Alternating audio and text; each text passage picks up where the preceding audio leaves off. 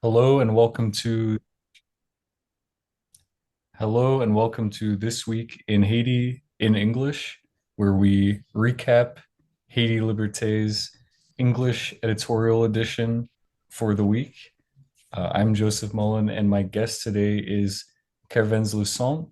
Uh, Before we begin, Kervens, I don't know, would you like to give a brief introduction for yourself and your work, and then I'll begin with the questions. Hello, everyone. I'm Kervens Louissaint. I'm a Haitian citizen, born and raised, and am currently living in America for the past 6 years. And I've been trying to help my country get better. And that's how I got involved into all of this by trying to deciphering the root cause of it all. And I try to do my best, my citizen duty to help remove all those issues that we have so we can be a prosperous nation. Hope the introduction is not too boring. No, not at all. That's a perfect Can you hear me? recapitulation. Yeah, I can you hear me? I can I can hear you. Yeah, perfect. Okay, excellent. Well, yeah, that's a perfect way to begin. This article is touching on, I think, a really pressing contradiction right now in the way we look at what's happening in Haiti. And of course, to even, contextualize what's going on kind of prior to the current moment, there is the most famous revolution in history, and probably the most important revolution in history taking place in Haiti. And it isn't really recognized that way by many people. Many historians, especially in the West, don't see it that way. But it is, you know, politically different than, say, the American Revolution, which it's a debate whether that is, on the same type of historical event, let's say, because of the different nature of what happened in Haiti in 1804 and the nature of transforming a society away from one economic mode to another one. So your article is the English title is Haiti Revolt, Violence, Insurrection, or Revolution. And we kind of off the bat have four different categories, let's say, of analysis for what's taking place in Haiti, which I think is a very useful framework again for people who may may know about the Haitian Revolution and then maybe they know the narrative that's been presented by uh, Western historiography, perhaps. But if they do know about it, they may look at the events of 1804 and look at the events that are taking place today and say, what's the connection? All you hear about in the media, especially the American media, is chaos, violence, gangs, et cetera, et cetera.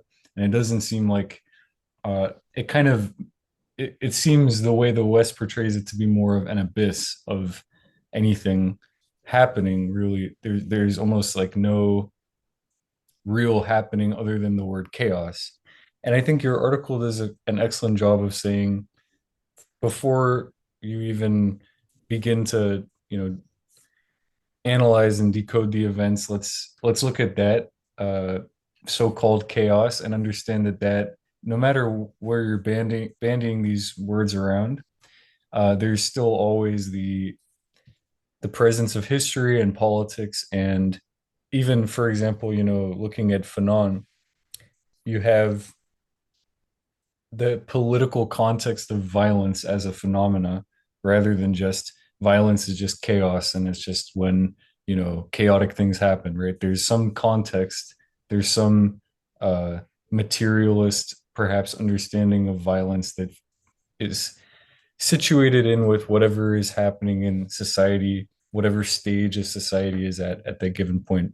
So I want to start there and kind of ask you what of these four revolt, violence, insurrection, or revolution would you use to call Haiti's current moment today?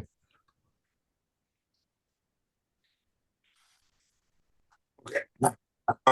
If we take our time to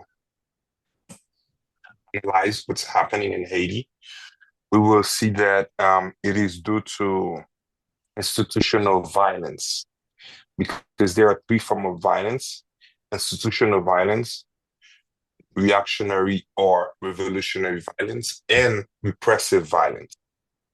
If there is no institutional violence, the other two cease to exist.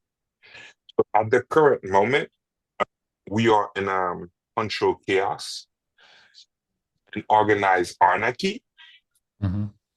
which means that it's clearly violence. We're not there yet in terms of revolution Hmm. because a revolution needs an organization, Hmm. it needs an ideology, and it must also be intellectual, political, and also economic. And from what I can see with the data that I have acquired, we're not there yet. Hmm. Hmm. Yeah, it's very important, especially the aspect of organization. I mean, where are the spaces for perhaps like political discourse, as an example? And discourse is a theme throughout your article. Uh, you know, considering where even the nature of politics and who is allowed to speak on behalf of whom, and where what are the spaces provided for people to speak. I mean, one thing that has stood out in the Western media coverage of Haiti today is that it's constantly foreign journalists go into Haiti, they interview people, they perhaps interview Jimmy Cherizier, and they kind of extract information from, you know, the NGOs that they use for their contacts on the ground.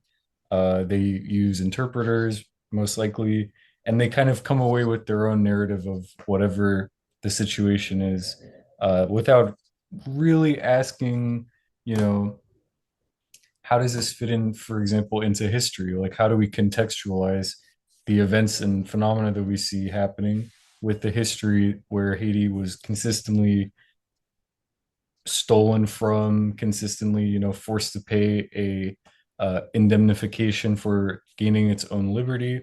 So those contextual details are left out. It's just journalists go in and say, "Oh well, we brought our cameras in. We see there's chaos. We live stream that image back to you at home, watching the nightly news, and that's kind of all you get." So I liked your use of Hannah Arendt on this point in particular. And you have the quote from Hannah Arendt, which is violence reveals the incapacity of a society to provide space for speech and representation.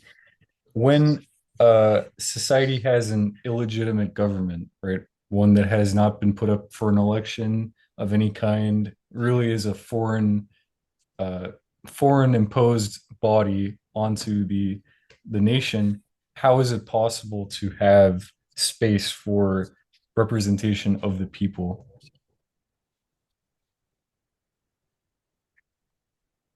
Okay, if we take a look back, we shall see the chronological facts here. In 1804, Haiti won the independence, but never achieved the independence war. Mhm. And it is up to us, this generation, to achieve it. Why? Well, after we gained our independence, we were forced to pay indemnization, as you said earlier. And we were also blocked by foreign imperial powers because didn't feel like it was the right time to end slavery, didn't feel like it was the right time to end racism, even though slavery was not truly racism. Okay. Um, from today, what's happening in our current situation, political situation, because we never take our time to look at all these problems, we have allowed foreign government to have so much grip in Haiti through IMF, Mhm. World Bank, finance, because we have a form of economy down there that mostly aids. And there's a phrase that I always love to say, for the aid to help us, the aid must help us to get out of the aid. Mhm.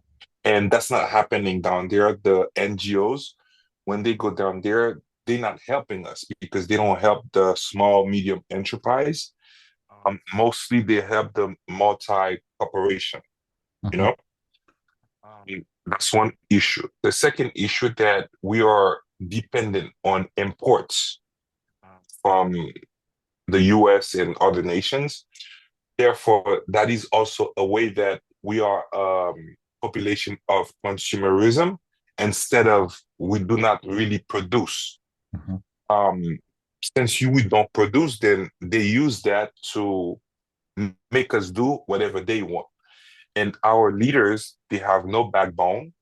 Why? Because if you look at Haiti right now, or all the political parties, they don't have political ideology.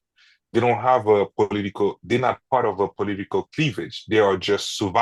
survivors. Yeah. They are a bunch of anarcho-populists who say who says what they think the people want to hear, but not the truth. Mhm. And once they get into power, what they say that the people wanted to hear, they cannot achieve it because they know that's not the real issue. Right? And precisely the US government, they they literally impose government in Haiti for the simple fact that they control our finance, our economy. We are dependent on them to survive. Then whoever they impose that, then the elites, the economic elites down there will support it because the economic elites down there, they also work for the US as a form of bourgeois comprador, Right. which means that yes, exactly. And due to all of this, the people were never allowed to speak because they don't need the people to administer this country. Why? When there is election, it's more like a selection than an election. It shows like in an election that they tell you that you can vote this person or that person, but the result is already predetermined by the US government. Perfect example, in 2011, the observer of OAS, Ricardo Setenfus, he said Martelly was in fifth position, and the Secretary of State in the US literally said to the Haitian government at that time, we need Martelly to go into the second round, and we need you to eliminate the government candidate, which was Jude Celestin. And that's how Martelly got selected, and so to speak, elected. Right? And it's been like that for the past 3 decades. Most of the people that we had in power has been imposed on our throat. When you have an imposed government, then you can say that this government does not respect freedom of speech. Why? Because they're not working for you, they're working for the foreigners. So whatever you have to say, it doesn't matter to them because you are not part of the equation. It makes sense. Yeah, thank you for that. I really agree at the end there, and it makes you think of another alternative to this, of course, being, the space where people in Haiti can actually speak and not be imposed upon, especially by having, the US the massive U.S. embassy in the country, as you mentioned, the massive presence of U.S. aid projects. Uh, Anytime there's, the sweeping in of NGOs to impose their will after a disaster has occurred and how much they profit off of that. So all these ways in which independent development is stymied by foreign intervention.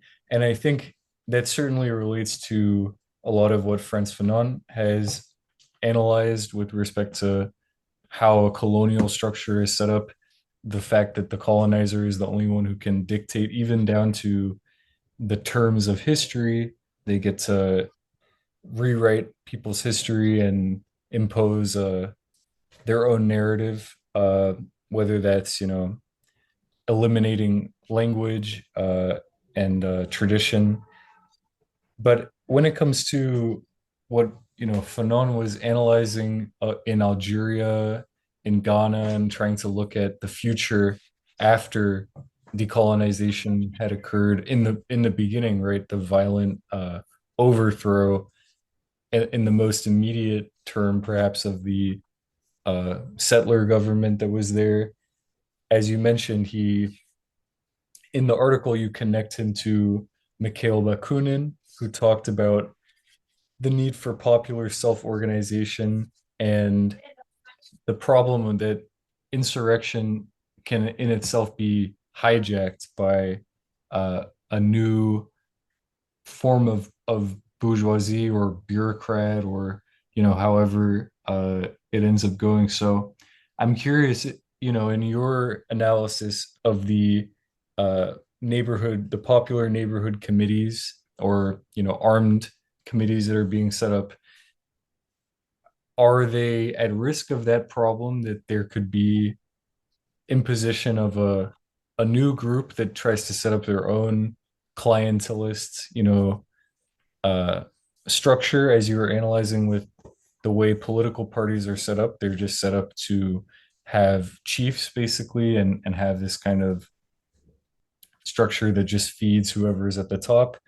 Are they, in terms of, a popular organization, how democratic are they in your estimation?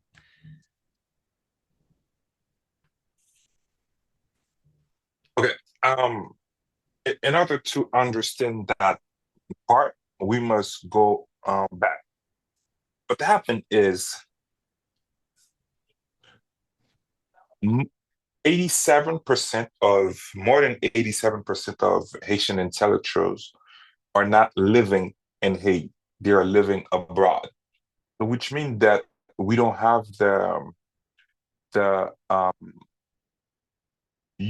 the qualified human resources, the skilled workers, the people who can help us, the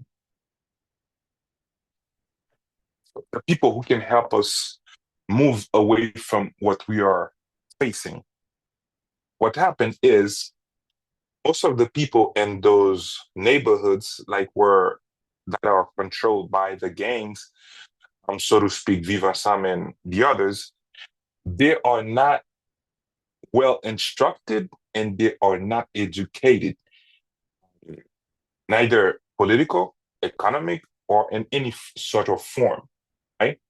So even if they want power, even if they want a form of political representation within the power structure, but they don't have the know-how. So they have the brute violence, the brute force to express their anger, their frustration, the injustice, the impunity of the system. However, they cannot themselves be part of it because they don't have the qualification. Because education in Haiti has always been an issue. Like if you look at the data, you would see that the majority of people in Haiti have not yet been educated or instructed academically. So now you have an issue where whatever they decide, they have to give the power to the people who can. And that's what happened when they push Ariel Henry. power. They had the power and they had to negotiate with the traditional political class because they didn't have anyone within themselves to represent them. Get it right? Sorry, can you hear me? I think my internet might have Yes. flipped out for a second, but yeah, I got all of your response. I heard it, and yeah, it makes me think. It, it makes me think that another part you're making use of Nietzsche in this article, and especially when it comes to kind of what you were just referring to, which is the need for, well, just to quote directly from your article, not needing so much moral truth, but structural truth. And I think it's interesting when it comes to like the NGOs that flock into Haiti, especially from the West. A lot of them are fixated on how catastrophic everything is. They, constantly are using epithets to describe Haiti and saying this is the most unlucky country and all this stuff, which totally takes away, obviously, from this use of luck and fortune and even and disaster and all this is kind of taking away from the structural ways in which slowly over time by deliberate action, uh, perhaps kind of the Hannah Arendt idea of the banality of evil. Some might call on that a little bit, that's part of it, of how really a society can be captured and devastated by just even perhaps the road to hell being paved with good intentions by these NGOs and the Clintons and whatever. So it's especially it makes me wonder whether there's a form of organization that can come about when you try to combat this bureaucratic or the banality of evil that can be in that way helping people be organized in their day-to-day lives, that isn't so fixated on spectacular violence as the only way to change society, but also doesn't reinforce that the conditions that people are living in are acceptable, because most of the time the NGOs seem to not, they're more than happy to kind of just help people survive. They don't really want to like uplift people beyond their conditions in any way. So I'm not sure that's a question, more of a kind of a reaction or a thought, from what you were saying.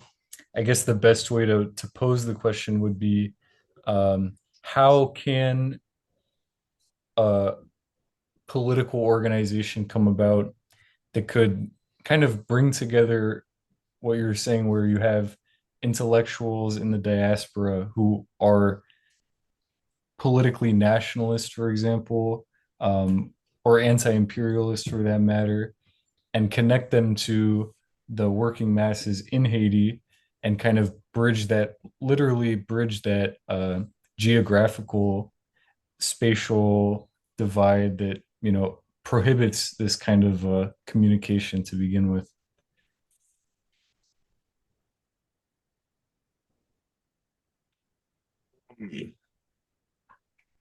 If I get the question, you mean why is the people living abroad is not are not, you know, organizing to help the Not nation? That not is so the much question, right? why are they not? Because I think there's evidence that many are, but what is the best strategy to, make it more effective? Because you do have you know, the divide that does exist, where people may not uh, be as able to. Yeah, I mean, people who are living abroad, and as you were saying, like the intellectual class, 87% of which has left Haiti. How can they connect to people who are being uneducated by the the fact that there is no apparatus to kind of keep them uh, in touch with like a revolutionary perspective. What method can you do um, beyond just, as you say, you don't want propaganda. You don't want to just propagandize. You want to tell the truth to people.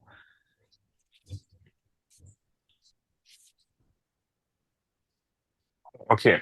What I think is culture is the first profession of mankind. It's necessary to the survival of the species, right? Right now in Haiti, we have different form of insecurity. We have food insecurity. If these people want to help, they need to with a solution for the food insecurity. And then that way, the people will start listening to them. What I mean by that, we have more than 5.5 million people in humanitarian situation, basically, and food insecurity in Haiti, which means they don't know what they're gonna eat today or tomorrow. Therefore, we need an industrial revolution from the diaspora, Hmm. which means that they need to value to um, the production, to the agriculture by either transformation of agriculture products or conservation. And then that way we will have our food autonomy, you know? And why I say that there's a saying that say, hungry belly has no ears. When the people are hungry, they don't care how educated you are or not. They are not willing to listen. They just want to survive. They just want to be able to preserve themselves. And I feel like the diaspora, they talk, but they're not really doing any action to solve the most basic needs of the people. And I think that's where we need to start. Yeah, I really agree with that. And there's a big difference also with, Sorry, go ahead. yeah, sure. You could go on. But yeah, I was gonna say that there's a big difference between nationalism and patriotism. Nationalism has become obsolete. I think what we need is a renewed sense of patriotism. Um, why? Because nationalism today is mostly considered outdated or even in a negative and connotation to chauvinism, exclusion, or identity politic that can turn toxic. However, patriotism is generally seen as more legitimate, honest, and constructive, where ones have a love for one's country without necessarily falling into hostility towards others. Why I say that we need other nations to make Haiti prosper. We need the U.S. We need the global South. We need everyone. However, we need a fair and understandable deal. Yeah, my last question, just because I know we're running a little bit low on time, and I thought that last point was very important. So let me think of the best way, I guess, to ask this last question with our time. I wanted to especially kind of go to your use of, you're really analyzing, I think, in a lot of ways, the state and the role of the state, even with, again, that last point that you just made of, is one's loyalty to the state and its current iteration, or is one's loyalty to one's community, one's homeland? That's a big distinction. You use the term rent machine to describe the state, which I thought was very precise and correct to describe the current nature of the state. And a lot of, you have Bakunin in this article, And a lot of theorists like that. Fanon, of course, was trying to look at the post-colonial state and what it was beginning to evolve into in Algeria, who may be a little bit cynical about the possibility of building a state that is not in some way uh, extractive and or exploitative. So I guess with just the 5 or so minutes we have left, do you envision a new state being built? Perhaps the evolving from the idea of the state that Toussaint Louverture, Jean-Jacques Dessalines, and the founders of Haiti had an idea of the state, and it went back and forth over time between a republic, there was a monarchy, an empire, and different iterations of the state. So, what do you think is the vision of the state that Vivant Somme has, that the working class may have, and what do you envision? What do you personally envision that it will evolve into?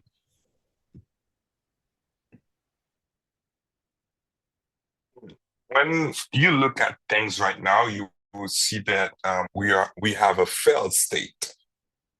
The state only exists on paper in Haiti because it is being captured by the economic elites and the international community, most like precisely the US. However, I think we need to rebuild the state. How? Because we need strong institution. We need to respect the rule of law.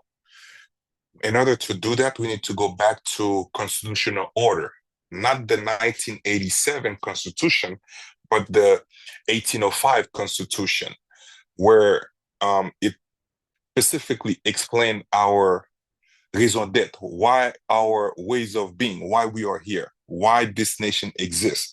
Every nation has their own ways of seeing their future, why they exist. And Haiti exists to help the oppressed people around the world because that's what our ancestors wanted to do. They wanted a nation where freedom, liberty will be for all, not only for Haitian, but whoever landed in Haiti or whoever believe in our idea, then shall be free. And today, we're not projecting those ideas. And I think that's where we need to go back. We need to go back to our foundation to see that what our ancestors fought for, is it really where we are going right now? And I don't think so. For example, the US as the manifest destiny, that's their goal. And I think for Haiti, our goal should be, first of all, to promote freedom, to promote human dignity. Because when we stop Napoleon Bonaparte to reestablish slavery in Haiti, that was the goal. We wanted to promote, we wanted to show the world that human dignity is necessary for social cohesion. And right now, we're not there at all. And I think that's the main issue because we are mostly being controlled by international actors. And the reason to that is because we never take our time to satisfy the basic needs of the people. And that's why the international community, precisely the US, has its grip on us. They have leverage because we cannot provide for ourselves. In order for you to become a strong state, then you need to be able to satisfy the basic needs of the people and have strong institutions. Hope I answered the question, or was it really the question you asked? Absolutely, yeah. It does lead me to wonder how to kind of I really think it's very uh, illuminating what you said of the reference to Haiti's founding principle of fighting slavery in particular wherever it existed, the fact that citizenship could be available to anybody as long as they were committed to that principle. So that, as you're saying, is very much missing in the current moment. And I think it's a very important principle to rally around and kind of have as the leading idea for the state and for the nation as a whole. So I guess it remains to be seen. My kind of question as we're wrapping the discussion up, or not really a question so much for you to have to answer, but just to kind of think of going forward is, how to bring those two necessities together, how to have both a state that can go fight oppression all over the world, protect its people at home, at the same time, and kind of have a very, an internationalist perspective while also being committed to the people domestically, is a very important vision. Um, it was a pleasure talking with you, and this is an excellent article. I highly recommend it for anybody to check out. Again, the title is Haiti Revolt, Violence, Insurrection, or Revolution. And just before we wrap up, can people read your work? Is there anything you want to plug before wrapping up? Thank you for having me. I always love being part of the IT Liberty family, and it was a pleasure to be here to answer the questions and help the people understand better what is going on and how we can get ourselves away from this situation. If anyone wants to know more about my writing, then they could follow me on Instagram, which is the same name, Kervens Louissaint, as the username will be